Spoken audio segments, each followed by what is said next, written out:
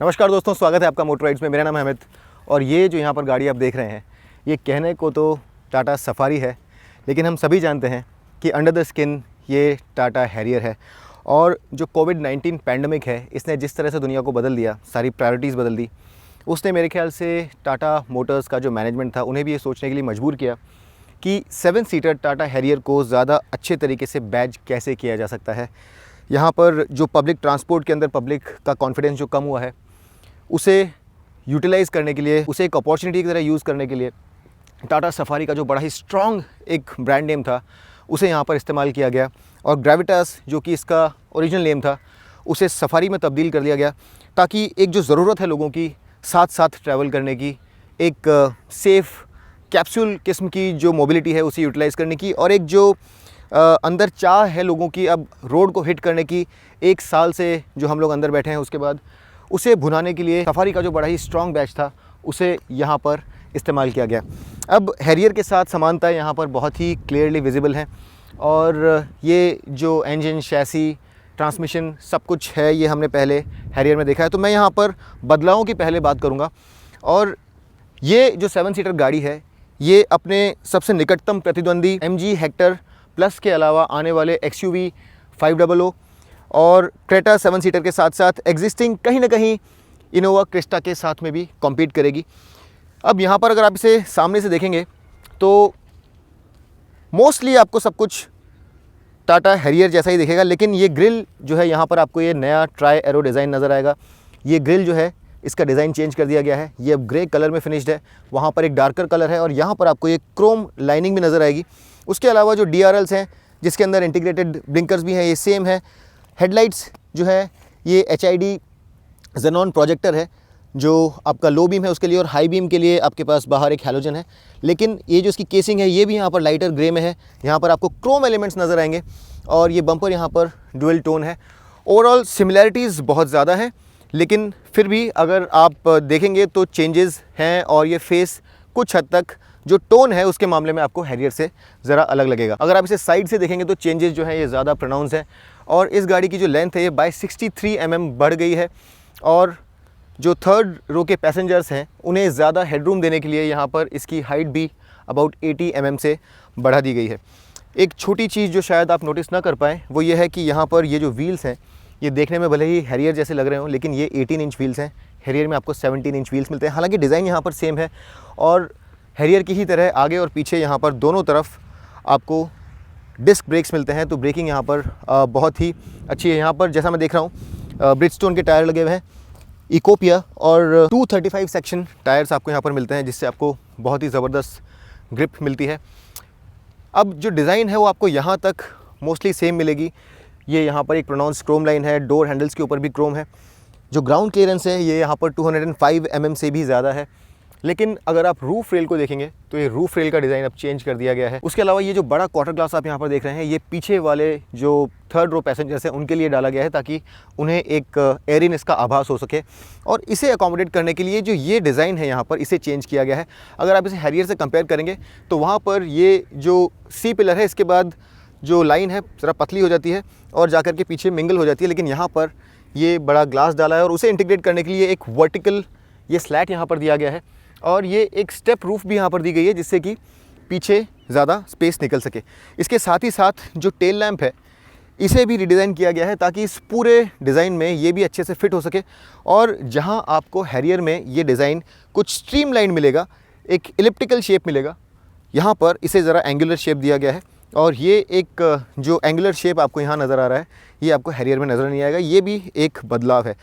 एक बात यहाँ कहनी होगी कि ये जो फ्लेयर्ड व्हील आर्चेस हैं ये काफ़ी बड़ी हैं, और ये 18 इंच व्हील्स जो हैं इसे काफ़ी अच्छे से फिल करते हैं। और ये बड़ी हुई लंबाई होने के बावजूद यहाँ पर आपको किसी तरह का कोई गंदा ओवरहैंग नज़र नहीं आएगा। तो ये जो डिज़ाइन है इसे बहुत ही अच्छे से कैरी आउट किया है, और एक 7 सीटर होने के बावजूद ये जो गाड़ी है ये काफ़ी कॉम्पैक्ट लगती है। ऐसा नहीं लगता है कि बहुत ज़्यादा इलॉन्गेटेड है, तो अपनी लेंथ को ये बहुत अच्छे से मास्क करती है। और यहाँ पर पूरे मार्क्स दिए जाने चाहिए मेरे ख्याल से टाटा के डिज़ाइनर्स को। उन्होंने यहाँ पर बहुत ही बेहतरीन काम किया है। यहाँ पर फ्यूल टैंक आपको 50 लीटर्स का मिलेगा। ऊपर आपको एक शार्क फिन एंटेना नज़र आ रहा होगा, और अगर आप इसे ऊपर से देखेंगे तो आपको यहाँ पर इस सेगमेंट की सबसे वाइड सनरूफ भी मिलेगी। सबसे लंबी नहीं है लेकिन सबसे ज़्यादा वाइड सनरूफ यहाँ पर आपको मिलती है, जो कि ऑब्वियसली हैरियर के साथ शेयर्ड है। अगर आप इसे पीछे से देखेंगे तो यहाँ भी आपको जो टेल लैंप है इसके डिज़ाइन में ज़रा बदलाव नज़र आएगा, और यहाँ पर जो हैरियर की लेटरिंग है उसे यहाँ पर सफारी से रिप्लेस कर दिया गया है। उसके अलावा मोर और लेस जो डिज़ाइन है ये पीछे से सेम है। ये जो पीछे का 2 टोन बम्पर है ये भी सेम है, लेकिन ये जो लाइट है इसकी पोजीशन ज़रा चेंज करी गई है। लेकिन मेरे ख्याल से अगर आप इसे ओवरऑल देखें तो हैरियर जो है वो ज़्यादा स्ट्रीमलाइन लगता है, ज़्यादा एरोडायनेमिक लगता है, ज़्यादा बैलेंस्ड और ज़्यादा सोफिस्टिकेटेड लगता है। लेकिन एक 7 सीटर के लिहाज से यहाँ पर जो कॉम्प्रोमाइज़ है वो मिनिमम है, और ये डिज़ाइन बहुत ही अच्छे से कैरी आउट किया गया है। मेरे ख्याल से टाटा जो है उन्होंने अपनी डिज़ाइन प्रोग्रेस जिसके लिए वो आजकल जाने जाते हैं सारी दुनिया में, उसका एक और यहाँ पर बड़ा ज़बरदस्त मुज़ाहरा किया है। तो जो स्टाइलिंग है यहाँ पर आपको किसी तरह की कोई डिसअपॉइंटमेंट नहीं होगी। कुछ चीज़ें जो मैं शायद यहाँ पर एक्सपेक्ट कर रहा था, जैसे कि फ्रंट पार्किंग सेंसर्स या फिर 360 डिग्री कैमरा, वो यहाँ पर नहीं है। लेकिन स्टाइलिंग के मामले में, प्रेजेंस के मामले में ये गाड़ी काफ़ी कुछ हैरियर की जैसी भी लगती है, लेकिन अपने 7 सीट्स और एक्स्ट्रा लेंथ को बहुत अच्छे से मास्क भी करती है। यहाँ पर अगर आप इसे कंपेयर करें हेक्टर प्लस से तो व्हील बेस ज़रा छोटा है, लेंथ भी ज़रा कम है, लेकिन इस गाड़ी की विड्थ जो है ये हेक्टर प्लस से ज़्यादा है। यहाँ पर आपको 3 कलर्स मिलेंगे, रॉयल ब्लू, ऑर्कस वाइट और डेटोना ग्रे। और इसके अलावा अंदर फीचर्स क्या है, इंजन कैसा है, ये सब चीज़ें मैं आपको बताऊंगा। लेकिन सबसे पहले कर लेते हैं काम की बात कि 3rd रो सीट जो है ये कैसी है, यहाँ पर स्पेस कैसा है, और जो मिडिल रो है यहाँ पर क्या परिवर्तन किए गए हैं। तो चलिए वो पहले देखते हैं। लेकिन उससे पहले इस चाबी को देख लीजिए। यहाँ पर आपको बूट रिलीज़ के साथ साथ लॉक अनलॉक और ये लाइट्स के लिए बटन मिलता है। और यहाँ पर आपको अगर चाबी आपकी जेब में है तो सिर्फ ये बटन दबाना है और डोर जो है फिर खुल जाएगा। लेकिन हम आज आगे नहीं जाएंगे, हम पहले पीछे जाएंगे और देखेंगे कि 3rd रो में स्पेस कैसा है। अब देखिए यहाँ पर आपको कैप्टन सीट नज़र आ रही होंगी, लेकिन ये एक 6 और 7 सीटर है, यानी कि चाहे तो आप ये कैप्टन सीट्स ले लें या फिर एक बेंच सीट ले लें जो कि 60-40 स्प्लिट होगी और जिसे गिरा करके आप पीछे जा सकते हैं। इस पर्टिकुलर वेरिएंट में आपको बीच में जो आयल है इसे यूज़ करके जाना होगा। और आपकी सुविधा के लिए मैं आपको ये बता दूं कि मैं इसे पूरा पीछे कर रहा हूं, जिससे कि आपको ये अच्छे से आइडिया बैठे कि पीछे वाली सीट्स जो है यहाँ पर कितना स्पेस है।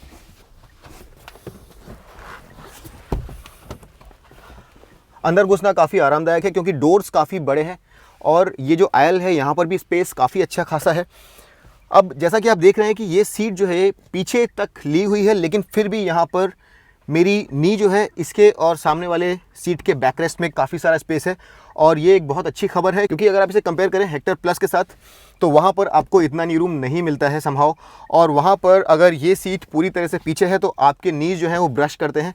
दूसरी बात, ये जो सीट की हाइट है ये भी डेफिनेटली हेक्टर प्लस से ज़्यादा ऊंची है, जिसका मतलब आपकी नीज़ उतनी ज़्यादा ऊपर पॉइंट नहीं करती है जितनी कि हेक्टर प्लस में करती है। तो उस लिहाज से ये जो सीट है ये डेफिनेटली हेक्टर प्लस से ज़्यादा स्पेशियस, ज़्यादा कंफर्टेबल है।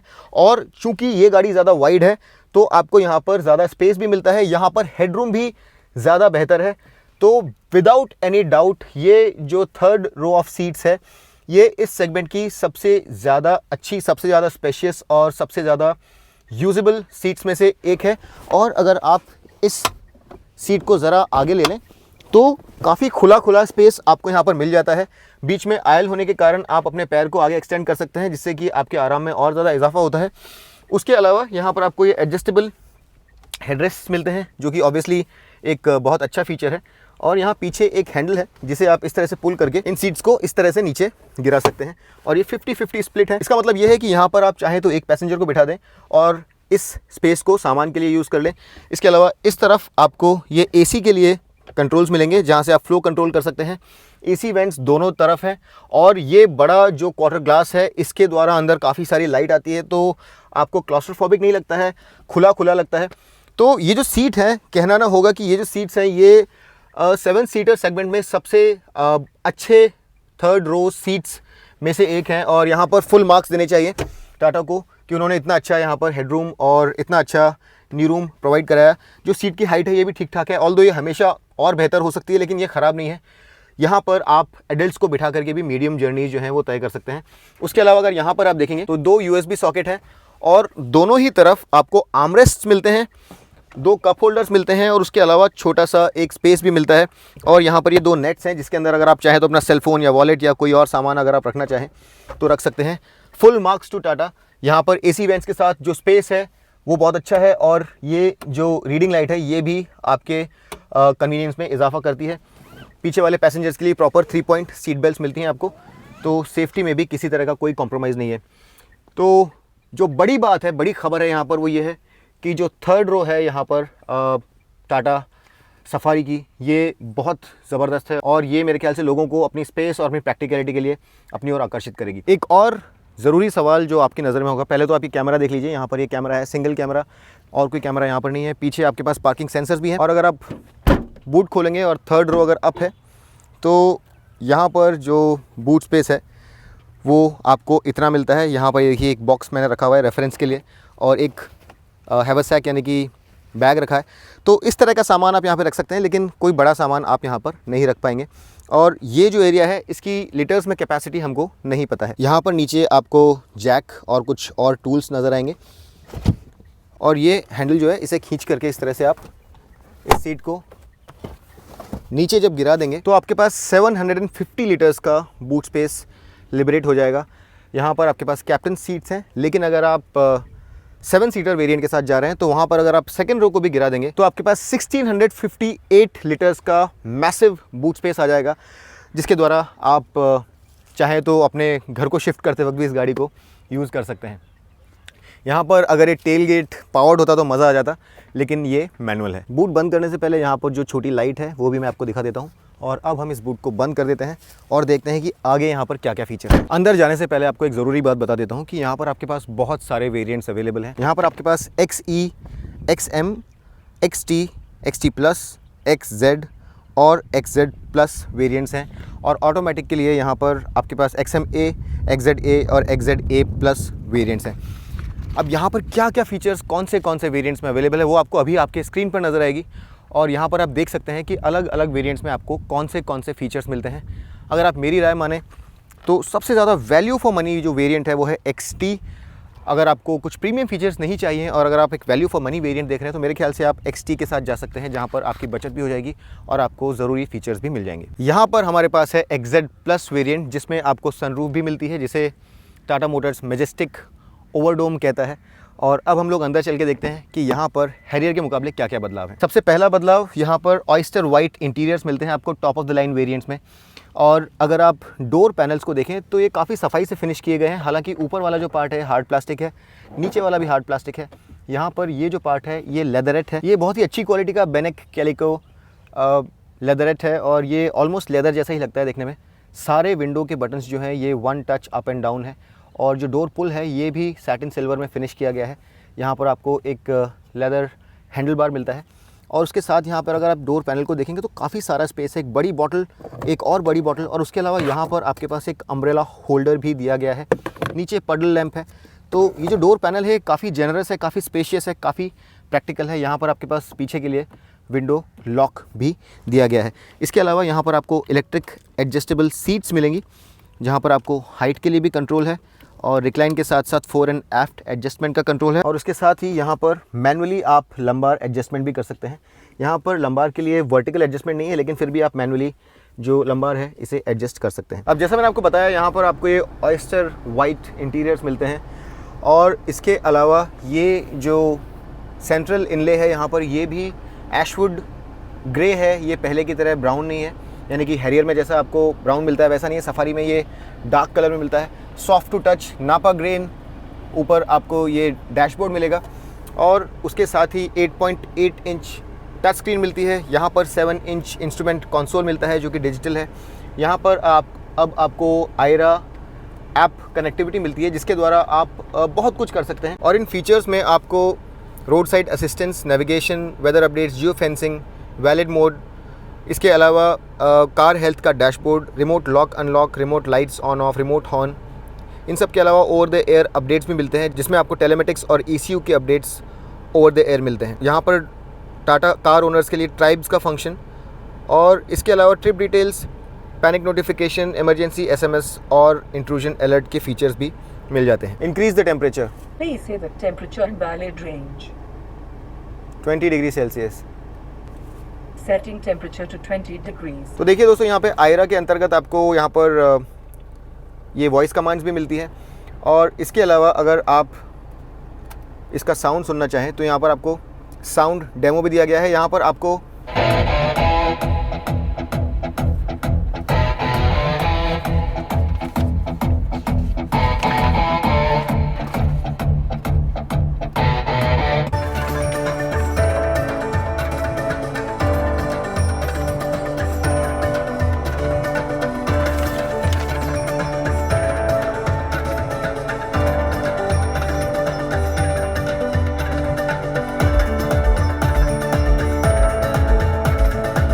अब ये जो इंफोटेनमेंट सिस्टम है, यहाँ पर आपको 320 वाट्स का RMS आउटपुट मिलता है। ये JBL का सिस्टम है। 9 स्पीकर्स हैं, 4 स्पीकर, 4 ट्विटर और एक सबवूफर। यहाँ पर एंड्रॉइड ऑटो, एप्पल कारप्ले आपको मिलेगा। यहाँ पर मीडिया, फ़ोन और नेविगेशन के लिए मिररिंग मिलती है आपको। यहाँ पर आप वीडियो प्लेबैक कर सकते हैं और इमेजेस भी देख सकते हैं USB के थ्रू। और यहाँ पर आपको USB और ऑक्स इनके साथ साथ ब्लूटूथ कनेक्टिविटी भी मिलती है। अब यहाँ पर ये स्टीयरिंग जो है ये टिल्ट और टेलीस्कोपिक एडजस्टेबल है। साथ ही जो मिरर्स हैं ये इलेक्ट्रिक एडजस्टेबल और पावर फोल्डिंग है।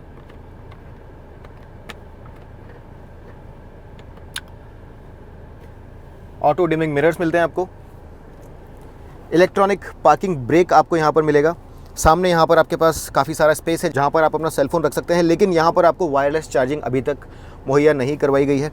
एक USB सॉकेट, ये ऑक्स इन और ऑटो होल्ड फंक्शन के लिए बटन यहाँ पर दिया गया है। इसके अलावा आपको 3 ड्राइविंग मोड्स मिलते हैं, जिनमें से 2 के लिए यहाँ पर आपके पास बटन्स हैं। इको और स्पोर्ट मोड के लिए आपके पास बटन्स हैं, और डिफ़ॉल्ट मोड जो है ये आपका सिटी मोड है। यहाँ पर अगर आप देखेंगे तो ट्रैक्शन कंट्रोल ऑफ के लिए बटन आपको नज़र आएगा। ये हिल डेसेंट कंट्रोल के लिए आपको बटन दिखेगा, और ये जो है ये ट्रैक्शन मोड्स हैं। Rough road mode activated. Wet mode activated. City drive mode activated. तो सिटी, रफ रोड और वेट मोड्स हैं। क्या ये मोड्स काम करते हैं? क्योंकि ये ऑल व्हील ड्राइव तो है नहीं, यहाँ पर कोई 4x4 है, लेकिन ESP का इस्तेमाल करके ये गाड़ी ट्रैक्शन कंट्रोल करके कुछ relatively easy soft road situations में से आपको निकालने की कोशिश करती है। ये मोड्स कुछ हद तक काम करते हैं, और इसका डेमो मैंने एक वीडियो में दिया है जो कि आपको ऊपर मिल जाएगा। उस लिंक पे जाइए और देखिए कि ये मोड्स वाकई में काम करते हैं या नहीं। इसके अलावा यहाँ पर आपको ये 2 बड़े कप होल्डर्स मिलते हैं, और बीच में चाहे तो आप इसे एक सेंट्रल कप होल्डर की तरह यूज़ कर लें। और उसके साथ ही आपको मिलता है ये एक आर्म रेस्ट, और इसमें आपके पास अच्छी खासी जगह है। इसमें आप अपना वॉलेट या 1 या 2 सेलफोन्स रख सकते हैं। यहाँ पर आपके पास एक 12 वोल्ट पावर सॉकेट है, और 2 5 वोल्ट 2.4 एम्पियर के USB सॉकेट्स हैं, और ये जो एरिया है ये कूल्ड है। सीट्स बहुत कंफर्टेबल हैं, और यहाँ पर जो बड़ी हाईलाइट है वो है ये बहुत ही बड़ी पैनोरामिक सनरूफ, और इसके लिए तीनों बटन्स अलग अलग हैं। यानी कि जो ब्लाइंड्स हैं उसके लिए अलग बटन है, जो ग्लास है इसे स्लाइड करने के लिए एक अलग बटन दिया गया है,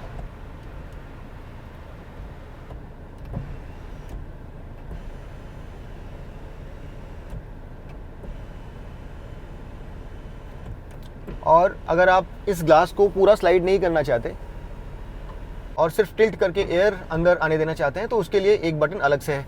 ये अलग अलग जो बटन्स हैं इसके द्वारा इन्हें यूज़ करना बहुत ईजी हो जाता है, और ड्राइवर को अपना ध्यान जो है वो रोड से ज़्यादा हटाना नहीं पड़ता। यहाँ पर आपके पास कोई वैनिटी मिरर नहीं है, लेकिन पैसेंजर साइड पर आपके पास एक वैनिटी मिरर है। यहाँ पर अगर एक टोल टिकट होल्डर होता तो ज़्यादा अच्छा होता। इसके अलावा यहाँ पर 6 एयरबैग्स आपको मिलते हैं, पुश बटन स्टार्ट आपको मिलता है, ऑटोमेटिक हेडलैम्प्स और रेन सेंसिंग वाइपर्स आपको मिलते हैं। AC यहाँ पर बड़ा ही स्ट्रॉन्ग है, और उसके अलावा ये जो बटन्स हैं यहाँ पर सामने और पीछे वाले फॉग लैम्प्स के लिए, ये यहाँ पर AC के कंट्रोल्स हैं, और ये सामने के लिए डीमिस्टर। यहाँ से आप AC के सारे कंट्रोल जो हैं उन्हें कंट्रोल कर सकते हैं। एम्बियंट लाइटिंग आपको यहाँ पर मिलती है। सीट्स बहुत ही कंफर्टेबल हैं, लेकिन पैसेंजर साइड सीट जो है ये ड्राइवर साइड की तरह इलेक्ट्रिक नहीं है। सीट्स के जो बेल्ट्स हैं ये भी हाइट एडजस्टेबल नहीं है, ये भी अगर हाइट एडजस्टेबल होते तो ज़्यादा अच्छा होता। फ्रंट पार्किंग सेंसर्स यहाँ पर मिसिंग है, वायरलेस चार्जिंग जैसा मैंने आपको बताया मिसिंग है। इसके अलावा जो ग्लव बॉक्स है यहाँ पर 2 लेयर्स हैं, लेकिन यहाँ पर आपके पास कूलिंग फंक्शन नहीं है, वो सिर्फ आपको आर्मरेस्ट के नीचे वाले स्पेस में मिलेगा। ये ग्लव बॉक्स अपने आप में काफ़ी स्पेशियस है। फिट एंड फिनिश अगर मैं इसे हैरियर से कंपेयर करूँ तो डेफिनेटली यहाँ पर इंप्रूव हुई है, रिफाइनमेंट भी इंप्रूव हुआ है। सीट्स की क्वालिटी बहुत ही अच्छी है, और उसके अलावा फीचर्स भी अगर आप देखें तो इस सेगमेंट के लिहाज से फीचर्स जो हैं काफ़ी अच्छी हैं। अगर इंफोटेनमेंट सिस्टम्स को आप कंपेयर करें तो अगर क्रेटा या फिर हेक्टर से अगर आप इस सिस्टम को कंपेयर करना चाहते हैं तो शायद ज़रा कम फीचर्स हैं, लेकिन फिर भी बहुत ही परिपूर्ण अपने आप में इंफोटेनमेंट सिस्टम है।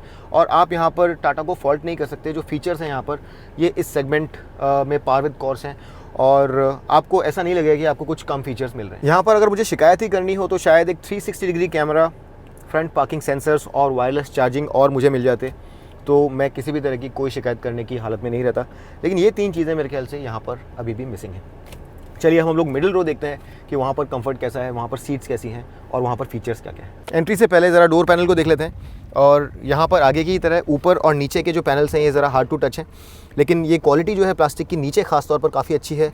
यहाँ पर आपको लेदरेट मिलता है जो सॉफ्ट टू टच है, जहाँ पर आपका आर्म टच होगा। डोर पुल सैटिन सिल्वर है और जो डोर पैनल है यहाँ पर एक बड़ी बॉटल के अलावा एक छोटी बॉटल के लिए जगह है और साथ ही ऊपर ये एक डेक दिया गया है जहाँ पर आप चाहें तो अपना वॉलेट या सेलफोन रख सकते हैं। तो ये आगे की तरह काफ़ी प्रैक्टिकल है और काफ़ी यूजेबल है। सीट हाइट जिस तरह से आप एक एसयूवी में एक्सपेक्ट करेंगे, आइडियल से ज़रा ऊपर है, तो जो बुज़ुर्ग हैं या जो महिलाएं हैं उन्हें शायद ऊपर जाने में ज़रा तकलीफ़ हो, लेकिन ये बहुत ज़्यादा ऊपर भी नहीं है और आप बिना किसी फुटबोर्ड का इस्तेमाल किए अंदर घुस सकते हैं। जो हाइट है ये भी ठीक है, तो अगर आपकी कद काठी ऊंची है तो भी आपको अंदर घुसने में कोई तकलीफ़ नहीं होगी और ये जो रूफ लाइन है ये आपको ज़्यादा परेशान नहीं करेगी।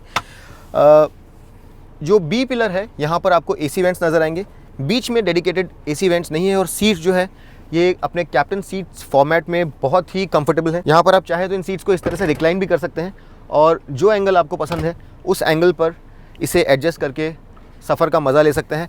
ये जो सीट है ये अभी पूरी तरह से पीछे नहीं है, लेकिन फिर भी देखिए यहाँ पर कितना सारा लेग स्पेस है और आप इसे चाहें तो और भी ज़रा पीछे लेकर के जा सकते हैं। और अगर आपको पीछे ज़रा और स्पेस बनाना है तो इसे आप ज़रा आगे एडजस्ट कर लेंगे तो भी आपके पास सफिशिएंट नी रूम अवेलेबल रहेगा। यहाँ पर आपके पास एक आर्मरेस्ट भी है, हेडरूम बहुत अच्छा खासा है और उसके साथ ही जो सीटिंग है हाई है, तो आपकी विजिबिलिटी जो है चारों तरफ ये बहुत अच्छी रहती है। विंडो लाइन बहुत ज़्यादा ऊँची नहीं है, तो एक बड़ा ही खुला खुला एयरी सा एहसास आपको मिलेगा। यहाँ पर रीडिंग लाइट्स भी दी गई हैं, एक हैंडल है, साथ में कोट हुक भी है। यहाँ पर ब्लाइंड्स अवेलेबल नहीं है, तो ये एक मिसिंग फीचर है। एसी वेंट्स बीच में नहीं है लेकिन साइड में है और नीचे आपको 2 USB सॉकेट्स भी यहाँ पर नज़र आएंगे। यहाँ पर एक ख़ास चीज़ मैं आपको दिखाता हूँ। यहाँ पर आपको एक लेवर मिलता है जिसे आप इस तरह से प्रेस करके इस सीट को आगे कर सकते हैं और ये बॉस लेवर है, यानी कि जो फ्रंट पैसेंजर सीट के पीछे पैसेंजर बैठेंगे उन्हें एक्स्ट्रा लेग रूम मिलेगा just with the press of this lever और आप इसे बड़ी आसानी से एडजस्ट कर सकते हैं। तो ये भी यहाँ पर एक एडिशनल फीचर है और मेरे ख्याल से ये बहुत ज़्यादा अप्रिशिएट किया जाएगा उन लोगों के लिए जो कि शोफर ड्रिवन है। अब यहाँ पर चूँकि हमारे पास जो 3 सीटर वर्जन है, बेंच सीट वर्जन है, वो नहीं है, लेकिन अगर वो यहाँ पर आपके पास होगा तो वहाँ आपके पास एक आर्म रेस्ट है जिसमें कप होल्डर्स भी हैं, तो वहाँ पर भी आराम का पूरा ध्यान रखा गया है।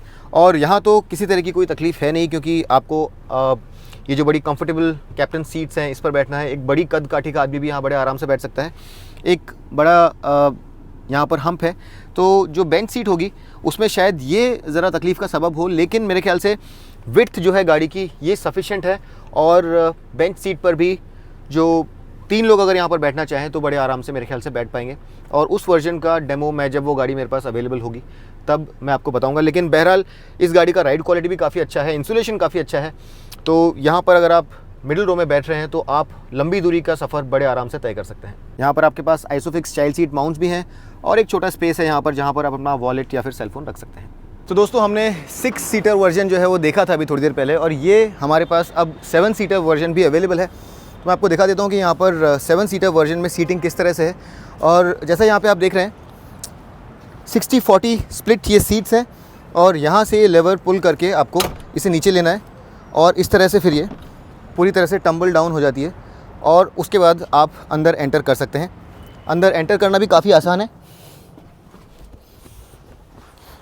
और जैसा कि हमने 6 सीटर वर्जन में देखा था, यहाँ पर जब आप इसके पीछे बैठ जाएंगे तो आपके पास नी रूम रहेगा। ये अभी सबसे आगे है, मैं इसे सबसे पीछे कर देता हूँ।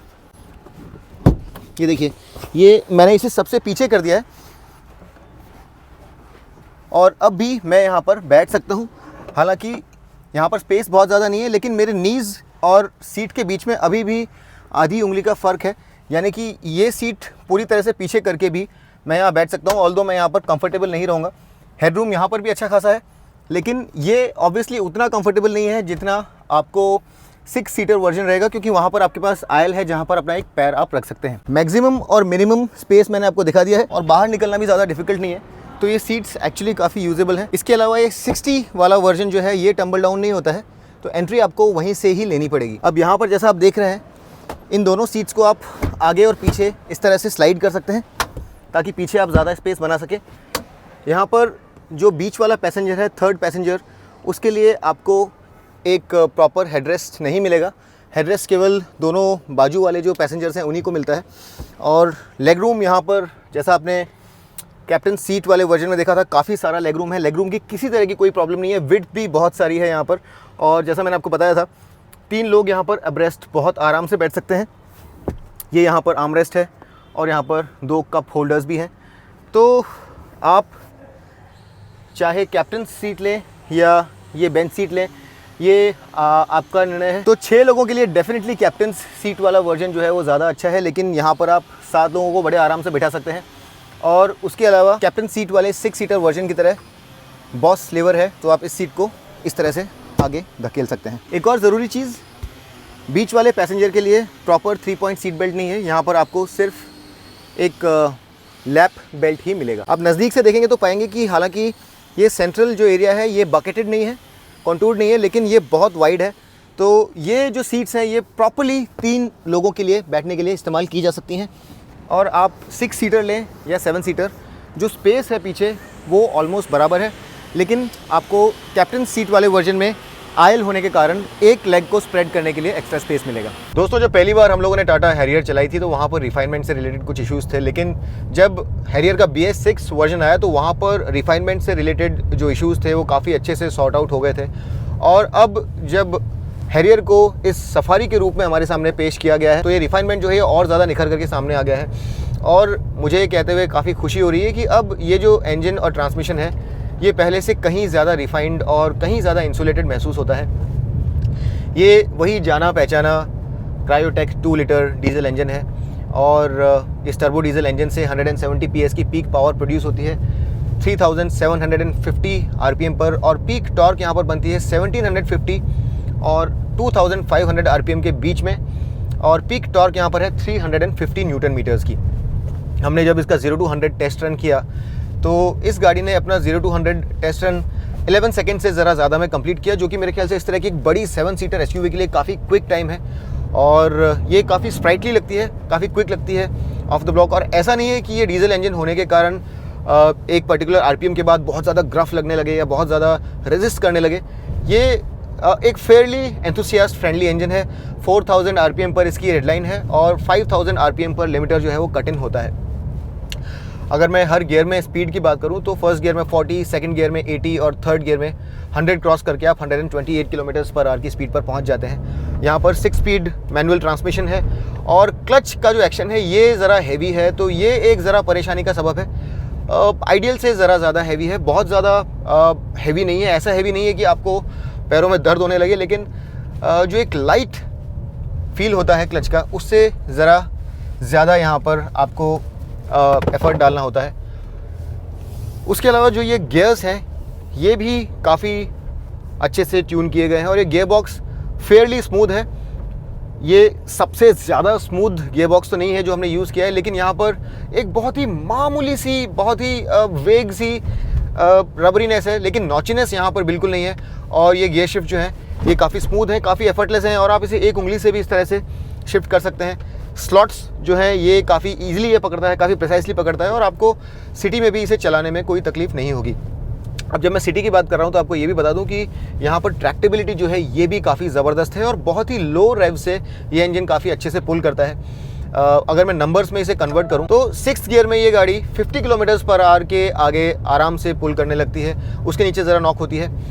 5th गियर में 45 km/h, 4th गियर में 30 km/h और अगर आप 3rd गियर में इसे पुल करना चाहते हैं तो 20 km/h की स्पीड से ये आगे पुल करना शुरू कर देती है। तो ट्रैक्टेबिलिटी किसी तरह की कोई प्रॉब्लम नहीं है। ट्रैक्टेबिलिटी की हम लोग बात करें तो ये इंजन जो है ये काफ़ी ट्रैक्टेबल है। 1000 RPM के ऊपर आपको हल्का फुल्का एक मूवमेंट महसूस होता है जब आप एक्सेलरेटर पर इनपुट देते हैं तो, और 1500 RPM पर बहुत ही प्रोनाउंस्ड आपको एक्सेलरेशन मिलना शुरू हो जाता है। 1800 RPM के आसपास एक क्लियर सर्ज मिलता है आपको और यहाँ पर जो एक्सेलरेशन है काफ़ी लीनियर है, लेकिन अबाउट 1500-1600 आरपीएम के बाद काफ़ी लीनियरली पुल करना शुरू कर देता है। तो टर्बो लैग जो है यहाँ पर बहुत ही मिनिमल है और ये मेरे ख्याल से एक काबिल तारीफ़ बात है, जो कि इसे काफ़ी यूजेबल बना देता है। इसके अलावा रिफाइनमेंट लेवल्स भी काफ़ी अच्छे हैं और 4000 आरपीएम तक ये बहुत स्ट्रांगली पुल करता है। तो 1800 आरपीएम से लेकर के 4000 आरपीएम तक जो पुल है ये बड़ा स्ट्रॉन्ग है। और 4000 आरपीएम से 5000 आरपीएम जहाँ पर लिमिटर आता है वहाँ पर जो प्रोग्रेस है ज़रा फ्लैट हो जाती है, लेकिन उसके बावजूद ये एक काफ़ी स्प्राइटली कार है, इसे आप काफ़ी एंथुसियास्टिकली ड्राइव कर सकते हैं। स्टीयरिंग जो है इसमें वेट जो है ये मेरे ख्याल से ज़रा और हो सकता था। स्पोर्ट मोड के अंदर भी जाकर के वेट जो है वो आपको ठीक ठाक लगेगा, लेकिन ये काफ़ी वेग लगता है। डेड सेंटर पे आपको ये इनर्ट फीलिंग आएगी, किसी तरह का कोई रिएक्शन नहीं मिलता है गाड़ी से। ये देखिए मैं अभी स्टीयरिंग को टर्न कर रहा हूँ, लेकिन सामने जो गाड़ी है ये किसी तरह का कोई मूवमेंट नहीं दिखा रही है। तो स्टीयरिंग जो है ज़रा ज़्यादा डेफिनेटली इन्वॉल्विंग हो सकता था, लेकिन गाड़ी को आप प्लेस सड़क के ऊपर बहुत रीअश्योरिंगली कर सकते हैं, वहाँ पर किसी तरह की कोई प्रॉब्लम नहीं है। और सस्पेंशन भी जो है ये बहुत अच्छे से सेटअप किया गया है।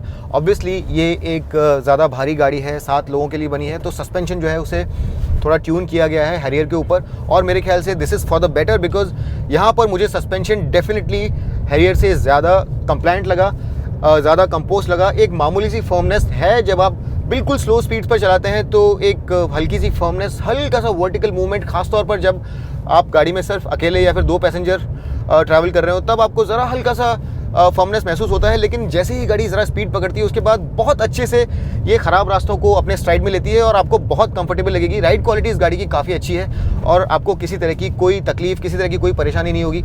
लॉन्ग डिस्टेंस ट्रैवल आप पूरे 7 लोग अबोर्ड रख के या फिर एक हल्के वेट के साथ में भी बहुत आराम से ट्रैवल कर सकते हैं। तो राइड क्वालिटी बहुत अच्छी है, हैंडलिंग काफ़ी प्रेडिक्टेबल है, लेकिन ये सबसे ज़्यादा इन्वॉल्विंग कार नहीं है। थोड़ा सा बॉडी रोल भी है, भारी गाड़ी है, तो जब आप कॉर्नर्स पर इसे एंथुसियास्टिकली चलाएंगे तो थोड़ा बॉडी रोल है।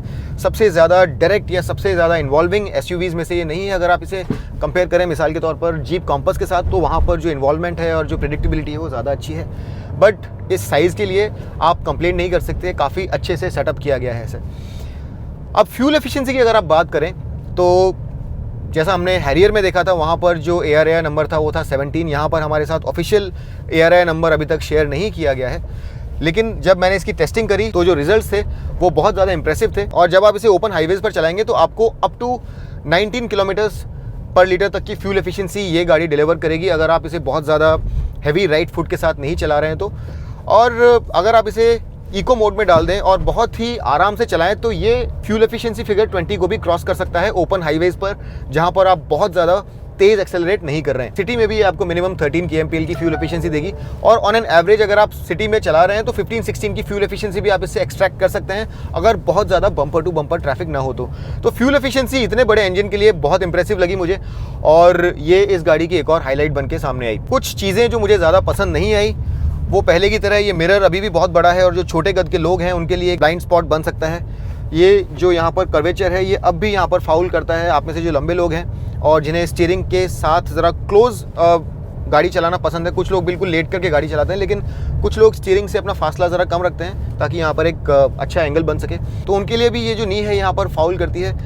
यहाँ पर डेड पैडल मौजूद है, लेकिन डेड पैडल के बावजूद जो ट्रांजिशन होता है डेड पैडल से लेकर के क्लच पर, वहाँ पर आपका जो फुट है वो फाउल करता है पैडल के साथ, तो वहाँ पर ज़रा और स्पेस हो सकता था। ज़रा कॉन्स्ट्रिक्टेड लगता है, ज़रा कम लगता है वो स्पेस, वहाँ पर ज़रा और खुला खुला स्पेस हो सकता था। मैंने आपको बताया कि यहाँ पर क्लच ज़रा हैवी है, तो वो भी एक ज़रा इशू है, लेकिन उसके अलावा ये जो गाड़ी है ये इस तरह के एक एप्लीकेशन के लिए बहुत ही अच्छे से चलती है।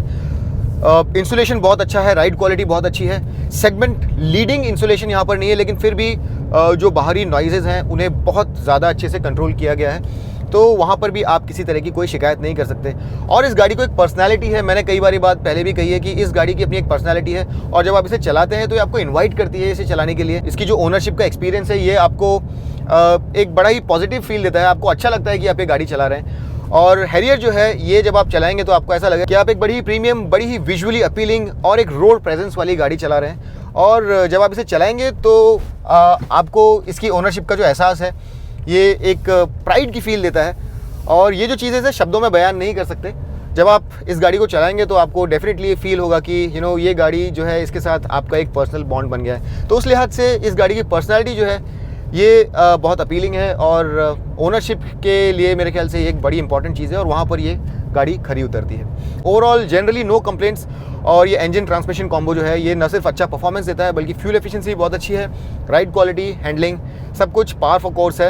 एक्सेप्शनल हैंडलिंग नहीं है लेकिन मेरे ख्याल से बहुत ही प्रेडिक्टेबल, बहुत ही कंफर्टेबल कार है। तो दोस्तों ये तो बात हो गई मैनुअल की, और आज हमारे साथ ये ऑटोमेटिक ट्रांसमिशन भी है। ये 6 स्पीड ऑटोमेटिक ट्रांसमिशन Hyundai से सोर्स किया हुआ है और ये काफ़ी अच्छा ऑटोमेटिक ट्रांसमिशन है। यहाँ पर आपके पास एक मैनुअल मोड भी है और इस तरह से आप फिर सीक्वेंशली शिफ्ट कर सकते हैं।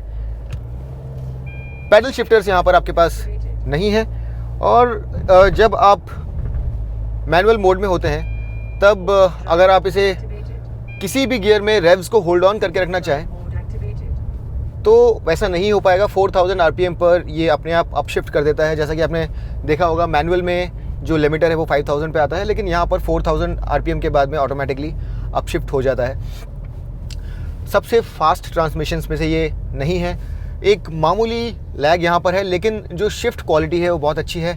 काफ़ी इंटेलिजेंट ट्रांसमिशन है, सही वक्त पर सही गियर में आपको रखेगा। और सिटी में अगर आपकी ड्राइविंग ज़्यादा है तो आप इस ट्रांसमिशन को बहुत ज़्यादा उपयोगी पाएंगे, क्योंकि जो हैरियर का मैनुअल वर्जन है वहाँ पर क्लच ज़रा हेवियर साइड पर है, तो अगर आपको उसे अवॉइड करना है तो ये ऑटोमेटिक जो है ये आपके लिए एक बून बन के सामने आएगा। यहाँ पर जो बड़े ही अपरेंट से डिफरेंसेस आप नोटिस करते हैं वो ये है कि पहली बात, ज़्यादा सामने वज़न के कारण, ऑटोमेटिक ट्रांसमिशन का जो सामने वज़न है उसके कारण, या फिर कुछ और भी कारण हो सकता है इसका, लेकिन राइड क्वालिटी जो है ये बहुत ही क्लियरली मैनुअल वर्जन के अंदर ज़्यादा बेहतर है। वहाँ पर ज़्यादा कंप्लायंट, ज़्यादा सपल राइड क्वालिटी है। यहाँ पर राइड ज़रा ज़्यादा बाउंसी लगती है और काफ़ी नोटिसेबली सो है। तो राइड क्वालिटी अगर आपको दोनों में बेहतर चाहिए तो मैनुअल जो है वो ज़्यादा बेहतर है। उसके अलावा दूसरा बहुत ही एविडेंट चेंज जो है वो ये है कि यहाँ पर फ्यूल एफिशिएंसी में काफ़ी फ़र्क है। जहाँ हमने मैनुअल में देखा कि 18-19 तक की फ्यूल एफिशिएंसी आप प्राप्त कर सकते हैं हाईवे पर, यहाँ पर आपको maximum fuel efficiency on the highway 12-13 kilometres पर लीटर की ही मिलेगी और सिटी में आपकी फ्यूल एफिशिएंसी 8-9 किलोमीटर पर लीटर तक सिमट के आ जाएगी। यहाँ पर किकडाउन्स जब आपके होते हैं तो वो रीजनेबली क्विक हैं, उस तरह की कोई प्रॉब्लम नहीं है कि गाड़ी गलत गियर शिफ्ट कर रही है या फिर जहाँ पर जिस गियर में होना चाहिए वहाँ पर आप नहीं है। तो ये काफ़ी इंटेलिजेंट सिस्टम है, लेकिन इंजन यहाँ पर इस ऑटोमेटिक सिस्टम के साथ ज़रा ज़्यादा नॉइज़ी महसूस होता है। एक बार आप 2000 आरपीएम को क्रॉस करते हैं तो उसके बाद ज़रा नॉइज़ आपको सुनाई देने लग जाती है, तो उस लिहाज से मैनुअल जो है वो ज़्यादा रिफाइंड लगता है। ये कुछ डिफरेंसेस हैं और अगर आपको सिर्फ कन्वीनियंस ही चाहिए तो डेफिनेटली आप इस गाड़ी के साथ जा सकते हैं। ये जो ऑटोमेटिक वर्जन है ये आपको ज़रा महंगा मिलेगा, लेकिन बम्पर टू बम्पर ट्रैफिक में आपके लिए ज़्यादा सहूलियत प्रोवाइड करवाएगा। बट अगर आपको ज़्यादा फ्यूल एफिशिएंसी चाहिए तो फिर आप मैनुअल के साथ जा सकते हैं। यहाँ पर अपशिफ्ट्स के लिए आपको इस ट्रांसमिशन को 1500 आरपीएम से ऊपर रखना होगा, वरना ये अपशिफ्ट नहीं करेगा। और जनरली मुझे यहाँ पर किसी तरह की कोई शिकायत नहीं है। जो नॉइज़ फैक्टर है वो ज़रा ज़्यादा है, but apart from that for a day to day usage ये जो ट्रांसमिशन है ये अच्छा है और मुझे यहाँ पर कोई प्रॉब्लम नहीं है। ये फास्टेस्ट नहीं है, डुअल क्लच ट्रांसमिशन जितना क्विक नहीं है, लेकिन जहाँ तक एक सही गियर में होने की बात है तो ये ट्रांसमिशन अच्छा है और आपको किसी तरह की कोई प्रॉब्लम नहीं होगी।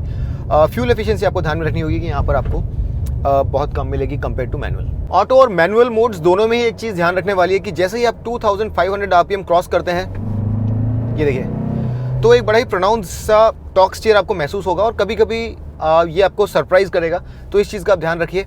ये टॉर्क स्टीयर जो है ये स्टीयरिंग को एक और मोड़ देता है, तो इस चीज़ के बारे में आप ध्यान रखिए। दोस्तों ये सफारी की pre launch national media drive है, तो यहाँ पर हमें अभी तक कीमतें नहीं बताई गई हैं, कुछ वक्त में कीमतें आ जाएंगी। लेकिन अगर मैं अपने एस्टिमेट की बात करूँ तो यहाँ पर जो मैनुअल वर्जन है इस गाड़ी का, उसकी कीमतें 15 लाख रुपीज़ से चालू होकर के 20 लाख रुपीज़ तक जानी चाहिए, ऐसा मेरा अनुमान है।